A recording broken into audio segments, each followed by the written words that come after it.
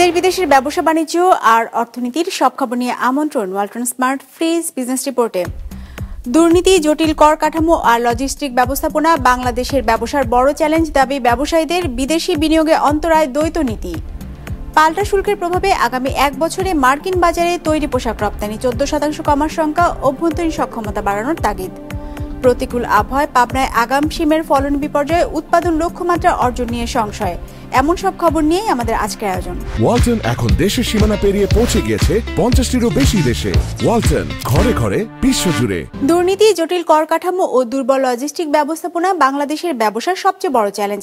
একই সাথে দ্বৈত নীতি বিদেশি বিনিয়োগকারীদের জন্য অন্যতম অন্তরায়। মঙ্গলবার American chamber of commerce in Bangladesh আয়োজিত এক সভায় এমন মত উঠে আসে, যার নিরসনে দেশি বিদেশি উদ্যোক্তাদের জন্য লেভেল প্লেইং ফিল্ড নিশ্চিতের তাগিদ দিয়েছেন ব্যবসায়ীরা। বাংলাদেশ থেকে প্রতি বছর যে পরিমাণ রপ্তানি আয় হয় তার অন্তত 22% বেশি হয় এক যুক্তরাষ্ট্র থেকে। ইউএসটিআর এর তথ্য অনুযায়ী 2024-এ যুক্তরাষ্ট্রের সাথে দেশের দ্বিপাক্ষিক বাণিজ্যের পরিমাণ ছিল $1060 কোটি মতো। এছাড়া দেশে সরাসরি বিদেশি বিনিয়োগ আছে যুক্তরাষ্ট্র ভিত্তিক বেশ কিছু কোম্পানির, যা আরও বাড়াতে আগ্রহী দেশটির উদ্যোক্তারা। যদিও এক্ষেত্রে সবচেয়ে বড় বাধা দুর্নীতি, জটিল কর কাঠামো ও দুর্বল লজিস্টিক ব্যবস্থাপনা, মত বাংলাদেশে নিযুক্ত যুক্তরাষ্ট্রের কমার্শিয়াল কাউন্সিলরের। Some corruption issues, challenges with logistics, bureaucracy. Those are all things that I think are holding back, not just American companies that want to grow here, but also those that are considering coming in. এসব সমস্যার সমাধান করা গেলে দেশে বিনিয়োগ বাড়াতে আগ্রহী যুক্তরাষ্ট্রের উদ্যোক্তারা, এমন মত উঠে আসে American chamber of commerce in Bangladesh আয়োজিত মধ্যাহ্নভোজ সভায়। এ সময় মার্কিন বাণিজ্য প্রতিনিধি জানান, বাংলাদেশের কৃষি, জ্বালানি, এভিয়েশন, ডিফেন্স, সিকিউরিটি, আইসিটি ও অবকাঠামো খাতে স্বল্পমেয়াদী বিনিয়োগের আগ্রহ আছে তাদের। Power and energy, aviation, agriculture, as I mentioned, and not just agriculture products, but even agriculture infrastructure like storage and cold chain. Those are so important for the future of Bangladesh. We also are focused on development in engineering and defense and security equipment, information communication technology and healthcare. Those are just some of our most important priority sectors that we're trying to build relationships with. Where the US expertise and investment can make a transformative impact, and AmCham stands ready to facilitate this collaboration, ensuring shared prosperity and mutually rewarding result for both the nations. অনুষ্ঠানে বলা হয়, বাংলাদেশের সরাসরি বিদেশি বিনিয়োগ স্থবিরতার অন্যতম বড় কারণ দেশি বিদেশি উদ্যোক্তাদের জন্য দ্বৈত নীতি। এমন বাস্তবতায় দেশে বিনিয়োগ আকর্ষণে লেভেল প্লেইং ফিল্ড নিশ্চিতের তাগিদ দিয়েছেন তারা। As long as there is a level playing field for both international operators as well as domestic operators, we genuinely believe that the market for Bangladesh is ripe for a lot more FDI to come in. The best advocate, the best spokesperson for FDI is the companies that already operate within Bangladesh. অনুষ্ঠানে দুদেশের সম্পর্ক উন্নয়নে 2026 সালের মার্চে আয়োজিত US সামিটে অংশ নিতে বাংলাদেশি উদ্যোক্তাদের আহ্বান জানান US commercial councillor. Any of you that are interested in going to the investment summit in 2026, so that they can be Raihan Shovon, business report, Maasranga television. পাল্টা শুল্কের প্রভাবে আগামী এক বছরে যুক্তরাষ্ট্রের বাজারে বাংলাদেশের তৈরি পোশাক রপ্তানি 14% কমতে পারে, এমন তথ্য উঠে এসেছে বেসরকারি গবেষণা সংস্থা র্যাপিড আয়োজিত এক কর্মশালায়। সংস্থাটি বলছে, শুল্কের প্রভাবে দাম বাড়ায় যুক্তরাষ্ট্রের বাজারও সংকুচিত হবে, যার পরিমাণ প্রায় $10 বিলিয়ন। অন্যদিকে এলডিসি উত্তরণের পর বাণিজ্য সুবিধা কমায় নতুন চ্যালেঞ্জ তৈরি হবে রপ্তানিতে। এমন অবস্থায় অভ্যন্তরীণ সক্ষমতা বাড়ানোর পরামর্শ উঠে এসেছে আলোচনায়। তৈরি পোশাক রপ্তানি আয়ের সবচেয়ে বড় খাত। হিসাব বলছে 2024-25 অর্থ বছর মার্কিন বাজারে $876 কোটি পোশাক রপ্তানি করেছে বাংলাদেশ, যার মধ্যে পোশাক খাত থেকে এসেছে $754 কোটি। তবে রপ্তানির এই গতি কতটা ধরে রাখা সম্ভব হবে তা নিয়ে তৈরি হয়েছে অনিশ্চয়তা মার্কিন শুল্কের কারণে। গবেষণা সংস্থা র্যাপিড আয়োজিত আলোচনায় জানানো হয়, ট্রাম্পের শুল্কের কারণে মূল্যস্ফীতি বাড়বে যুক্তরাষ্ট্রে। এতে করে দেশটির পণ্য আমদানি $10 বিলিয়ন কমে আসতে পারে, যার প্রভাবে আগামী এক বছরে দেশের তৈরি পোশাকের রপ্তানি কমতে পারে 14%। মার্কিন যুক্তরাষ্ট্র তৈরি পোশাক আমদানি করেছে, সেটা 12% ফল করবে, তার মানে তাদের বাজার $10 বিলিয়ন কমবে। যেহেতু ট্যারিফ বেড়েছে, ট্যারিফ বাড়া মানেই হচ্ছে ওখানে আমদানিটা বা রপ্তানি, বাংলাদেশের রপ্তানি ফল করবে, এবং সেটা আমরা দেখছি যে বাংলাদেশের ক্ষেত্রে সেটা 14% মতো কিন্তু ফল করতে পারে। এর পাশাপাশি এলডিসি উত্তরণের কারণেও নেতিবাচক প্রভাব পড়বে রপ্তানিতে। 2026 সালে বাংলাদেশ স্বল্পোন্নত দেশ থেকে উন্নয়নশীল দেশে পরিণত হলে 12% অতিরিক্ত শুল্ক দিতে হবে ব্যবসায়ীদের। এজন্য এলডিসি উত্তরণের সময় অন্তত 3 বছর পেছানোর দাবি তাদের। যদিও এই পর্যায়ে এসে সময় বাড়ানোর সুযোগ কম, এমনটাই উঠে আসে আলোচনায়। আমরা যদি দেন দরবার করতে চাই যে আমরা আরেকটু সময় দরকার আমাদেরকে, তাহলে আমরা সিডিপি কে বলতে পারি একটা অ্যাসেস করার জন্য, এবং করে ওয়েট করতে পারি যে এটার রেকমেন্ডেশনটা কি হয়। যদি সিডিপি আমাদেরকে রেকমেন্ড করে যে না, বাংলাদেশকে আরো 2 বছর বা 3 বছর সময় দেওয়া যেতে পারে, ওইটা হাতে নিয়ে আমরা যদি ইউনাইটেড নেশন জেনারেল অ্যাসেম্বলিতে যাই, এটা হয়তো আমাদেরকে মোরালি এবং পলিটিক্যালি একটা ভালো সাপোর্ট দিতে পারে। অবশ্য এলডিসি উত্তরণে রপ্তানি খুব একটা বাধাগ্রস্ত হবে না বলে দাবি বাণিজ্য সচিবের। তবে ব্যবসায়ীদের দাবি বিবেচনায় সময় বাড়ানোর চেষ্টা করার কথা জানান তিনি। হোপ জন্মানোটা উচিত হবে না। আমরা এটা চেষ্টা করছি যে আপনার ধীরে ধীরে অগ্রসর হয়ে এলডিসি গ্রাজুয়েশন যদি আমরা 3 বছর ডেফার করতে পারি, তাহলে সেটা আমাদের অর্থনীতির জন্য খুবই ভালো হবে। আমরা কাজ করছি সেটার উপরে, এক্সপার্টদের অপিনিয়ন নিচ্ছি, তাদের এক্সপার্টাইজ নিয়ে আমরা এই ডকুমেন্টগুলো করে আমরা প্রেস করার চেষ্টা করছি। খুব বেশি আশাবাদী হওয়ার নাই, নিরাশ হওয়ার নাই, আমরা চেষ্টা করে যাচ্ছি। গেল বছরের এক গবেষণার তথ্য বলছে এলডিসি থেকে উত্তরণের পর বছরে অন্তত $1000 কোটি রপ্তানি ঝুঁকিতে পড়তে পারে।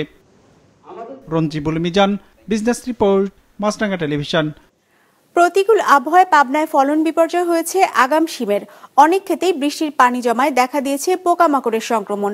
ফলে আগাম শিমের উৎপাদন লক্ষ্যমাত্রা অর্জন নিয়েও দেখা দিয়েছে সংশয়। রাতুল ইসলাম সুমনের ক্যামেরায় উৎপল মির্জা রিপোর্ট। দিগন্ত বিস্তৃত সবুজ এই মাঠকে বলা হয় সিমসাগর।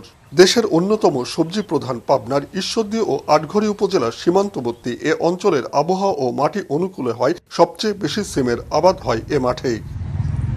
প্রতি বছরের মতো এবারও আগাম সিমের চাষ করেছেন এ গ্রামের কৃষকেরা। এবার মৌসুমের শুরুতেই টানা বৃষ্টির কারণে ব্যাহত হয়েছে সিম আবাদ, আর এ কারণে এখনো অনেক গাছেই আসেনি ফুল, দেখা মিলছে না ফলের। যেসব গাছে ফল আসতে শুরু করেছিল বৃষ্টিতে সেগুলোরও ক্ষতি হয়েছে। বৃষ্টি বেশি, বেড করতে সমস্যা, বেড না করলে তো আপনার সিম আগর হবে না, এই জন্য বেড করতে লেট হয়েছে, আপনার ফসল আসতে লেট হয়েছে। এখন ফলন নাই, বিঘা প্রতি দেখা যায় 10 সার 15 সার ওঠে, তাতে কৃষকের পোষায় না, খরচা বেশি। সিজনের আগেই আবাদ করা হয়, এই কারণে কীটনাশক সহ সার সহ সকল খরচটা বেশি হয়, আর এই সময় ফলন কম থাকার কারণে কৃষক ক্ষতিগ্রস্ত হচ্ছে। ঈশ্বরদী আবহাওয়া অধিদপ্তরের হিসেবে চলতি বর্ষায় গত কয়েক বছরের তুলনায় সবচেয়ে বেশি বৃষ্টি হয়েছে পাবনায়। ভারী বর্ষণে নিচু এলাকায় সিম ক্ষেতগুলোতে তৈরি হয়েছিল জলাবদ্ধতা, ফলে মরে নষ্ট হয়েছে অনেক গাছ।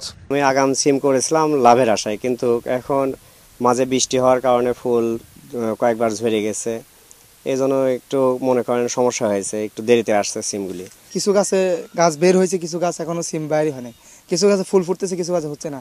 বোঝা যাচ্ছে যে এবার যে আবহাওয়ার অবস্থা, আমরা মনে হয় ক্ষতিগ্রস্তের মধ্যে পড়ে যাব। এই পোকা লাগে খুব সমস্যা, সিম টিকে না, সিম শুট খেয়া পড়ে যায়, সিম খেয়ে ফেলে দেয়, সিমের গাছ নষ্ট করে দেয়। কৃষি সম্প্রসারণ অধিদপ্তর জানায় চলতি মৌসুমে পাবনায় 2714 হেক্টর জমিতে আগাম সিমের আবাদ হয়েছে। উচ্চ দরের কারণে আগাম এই সবজির লোকসান পুষিয়ে নিতে পারবে বলে আশা করছেন কৃষি কর্মকর্তা। গত বছরের তুলনায় ফলন কিছুটা কম হয়েছে, অধিক বৃষ্টিপাতের কারণে গাছ রক্ষা করাটাও খুবই কষ্টসাধ্য ছিল, কিন্তু দাম প্রত্যাশা অনুযায়ী দাম রয়েছে, প্রত্যাশার চেয়ে বেশি রয়েছে। এখন বৃষ্টিপাত কমে গেছে, এই সিম চাষে কৃষকরা যত্ন করলে এটা পুষিয়ে নিতে পারবে বলে আমি আশাবাদী। কৃষি কর্মকর্তারা জানান পাবনায় প্রতি বছর গড়ে প্রায় 300 কোটি টাকা সিম উৎপাদন হয়। Utpal Mirza, business report, Maasranga television. Walton এখন দেশের সীমানা পেরিয়ে পৌঁছে গিয়েছে 50টিরও বেশি দেশে। ওয়ালটন, ঘরে ঘরে বিশ্বজুড়ে। একীভূত হতে যাওয়া 5 ব্যাংকে প্রশাসক নিয়োগের সিদ্ধান্ত নিয়েছে বাংলাদেশ ব্যাংক। মঙ্গলবার বিকেলে বাংলাদেশ ব্যাংকে গভর্নরের তত্ত্বাবধানে বোর্ড সদস্যদের সাথে মিটিংয়ে এই সিদ্ধান্ত হয়। বাংলাদেশ ব্যাংকের মুখপাত্র জানান, একীভূত হতে যাওয়া ব্যাংকগুলোর বোর্ড থাকবে। ব্যাংকগুলো সম্পূর্ণ একীভূত হয়ে গেলে বোর্ডের বিলুপ্তি ঘটবে। কেন্দ্রীয় ব্যাংক থেকে সর্বোচ্চ 5 সদস্যের একটি করে টিম কাজ করবে সেসব ব্যাংকে। এছাড়া ব্যাংক রেজুলেশন অর্ডিন্যান্স এবং বাংলাদেশ ব্যাংক অর্ডার নিয়ে আলোচনা হয়েছে সভায়, যেখানে খেলাপি ঋণ কিভাবে আদায় করা যায় তা নিয়ে বিস্তারিত আলোচনা হয়েছে। বর্তমান ম্যানেজমেন্ট আর এই প্রশাসক টিম যৌথভাবেই এই ব্যাংকটা কাজ করবে এবং বাইরে থেকে এটাকে তদারকি বা বিভিন্ন নীতিগত সহায়তা প্রদান করবে যে সেন্ট্রাল যে টাস্কফোর্স আছে তার। রাজনৈতিক পট পরিবর্তনের পর অনুমোদিত 23টি পণ্যের মধ্যে শুধুমাত্র পাথর আমদানি হচ্ছে শেরপুরের নাকুগাঁও স্থলবন্দর দিয়ে। তবে দেশে বেশিরভাগ উন্নয়ন কর্মকাণ্ড বন্ধ থাকায় তাও বিক্রি করতে পারছেন না ব্যবসায়ীরা। শেরপুর রিপোর্টারের পাঠানো তথ্য ছবিতে ডেস্ক রিপোর্ট। শেরপুরের নালিতাবাড়ী উপজেলার নাকুগাঁও স্থলবন্দর দিয়ে ভারত থেকে কয়লা পাথর সহ 23টি পণ্য আমদানি এবং দেশ থেকে প্লাস্টিক পণ্য, লুঙ্গি, মশারি, সিমেন্ট রপ্তানি হয়ে আসছিল দীর্ঘদিন ধরে। কিন্তু গেল বছর দেশে রাজনৈতিক পট পরিবর্তনের পর এই বন্দর দিয়ে পাথর ছাড়া অন্য কোনো পণ্য আমদানি করতে পারছেন না বলে জানান ব্যবসায়ীরা। ভারতীয় পরিবেশবাদীদের আপত্তির মুখে কয়লা আমদানিও বন্ধ রয়েছে।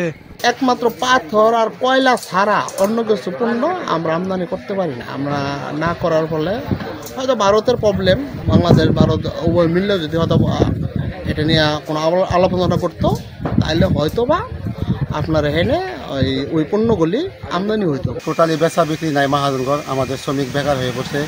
আগে যেখানে ছিল 5-6 হাজার শ্রমিক ছিল, এখন টোটালি 1000-1500 শ্রমিকের কাজও নাই। এই অবস্থায় শ্রমিকদের খুব দুর্ভোগ চলতেছে। ব্যবসায়ীদের দাবি, কোটি কোটি টাকা খরচ করে স্কেল ওয়্যারহাউস সহ অবকাঠামো নির্মাণ করা হলেও বন্দর লাভজনক করতে কোনো উদ্যোগ আজও দেখা যায়নি। সরকারের দৃষ্টি না থাকলে যে কোনো সময় বন্ধ হয়ে যাবে বন্দর। আমাদের ব্যবসার যে পরিস্থিতি, বর্তমানে আমাদের অবস্থা খুব খারাপ। দেশে কোনো কাজ কাম হয় না, এজন্য আমাদের পাথর বেচাকিনি করতে পারতাছি না। কোটি কোটি টাকা ইনভেস্ট করে বন্দরটা করছে, এদিকে যদি দৃষ্টি না দেয় তাহলে বন্দরটা হঠাৎ করে একবারেই বন্ধ হয়ে যাবে। গত বছরের চেয়ে এবছর বন্দরের রাজস্ব আয় বেড়েছে জানিয়ে বন্দর কর্তৃপক্ষের আশ্বাস, অনুমোদিত অন্যান্য পণ্য আমদানিতে ব্যবসায়ীদের সহযোগিতা করা হবে। 23টা পণ্যর আমদানির অনুমতি থাকলেও ব্যবসায়ীরা আসলে ভারতীয় বোল্ডার স্টোন আর ভুটানের গোল্ডার স্টোন এবং স্টোন চিপস, এই 3টা পণ্য সাধারণত তারা আমদানি করে। আসলে আমাদের কোনো আপত্তি নেই, আমরা ছাড় দেবো, কিন্তু আসে না। হিসাবে দেখা যাচ্ছে রাজস্ব গত বছর এই বছর বৃদ্ধি পেয়েছে। অনুমোদিত পণ্য আমদানি রফতানির জটিলতা নিরসন করে বন্দরকে লাভজনক করার দাবি সংশ্লিষ্টদের। Business report, Maasranga television.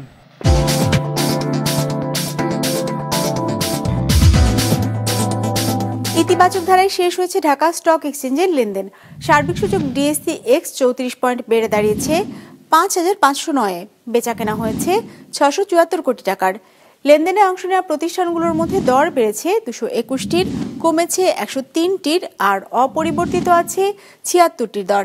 এবার বাজার নিয়ে বিশ্লেষণ শুনবো সিটি ব্যাংক ক্যাপিটালের। ঢাকা স্টক এক্সচেঞ্জের সার্বিক সূচক ডিএসসিএক্স ইন্ডেক্স গত দিনের চেয়ে 34.89 পয়েন্ট বেড়ে গিয়ে 5509-এ অবস্থান করছে। আজ দিনের শুরুতে মার্কেট ঊর্ধ্বগতিতে লেনদেন শুরু করে। দিনের পুরোটা সময় জুড়ে আজ ইনভেস্টরদের মধ্যে বাই করার প্রবণতা লক্ষ্য করা যায়, যা দিনের শেষ ভাগ পর্যন্ত অব্যাহত ছিল, যার ফলস্বরূপ দিন শেষে মার্কেট 34.89 পয়েন্ট পজিটিভ নিয়ে আজকে তার লেনদেন শেষ করে। আজ মার্কেটে লেনদেনরত কোম্পানিগুলোর মধ্যে শেয়ার মূল্য বেড়েছে 221টি, কমেছে 103টি এবং অপরিবর্তিত ছিল 76টি কোম্পানির শেয়ার মূল্য। আজ মার্কেটে টোটাল টার্নওভার ছিল 674 কোটি টাকা। মার্কেটে গত সপ্তাহের এভারেজ টার্নওভার ছিল 1150 কোটি টাকা এবং চলতি সপ্তাহের 3 দিনের এভারেজ টার্নওভার ছিল 704 কোটি টাকার মতো। আজকে সবচেয়ে বেশি লেনদেন হয়েছে লাভেলওয়ের, আজকে এদের প্রায় 18 কোটি টাকার মতো লেনদেন হয়েছে, এবং দ্বিতীয়তে ছিল summit alliance port limited. Index বাড়ার জন্য আজ বেশি কন্ট্রিবিউশন রেখেছে ওয়ালটন।